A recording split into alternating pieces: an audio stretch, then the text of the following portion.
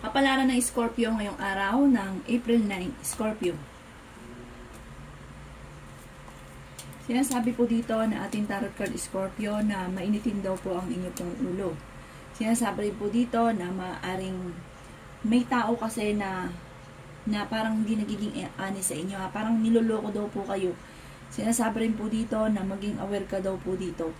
Maging aware ka, may tao na nanloloko sa inyo Scorpio. Kaya nagiging mainitin daw ang inyo pong ulo.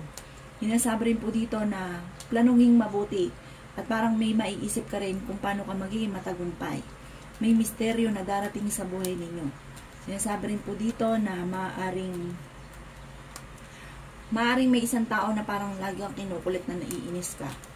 Kayo daw po'y maimbitahan sa isang okasyon. Marunong daw kayo mag-balance ng sitwasyon. May mga pagtatalo na maaaring paparating. Yan, sabi rin po dito na parang meron kang pakiramdam na natrap ka na sa isang sitwasyon. Parang matagal ka na nagtitiis. Yan, sabi rin dito na may problema ka sa pera pero may darating na solusyon. May swerte kang hindi inaasahan. Maging balance ka lang daw po Scorpio sa lahat ng bagay. Meron kang matagal nang pinapangarap na parang kailangan mong lisanin na parang hindi maganda para sa iyo. Sabi po dito, parang kung ikaw ay nagpaplano na umalis, parang huwag ka munang tutuloy.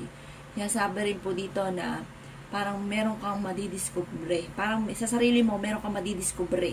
Kayo mismo, meron kayong madidiscover na parang ikakagulat daw po ninyo.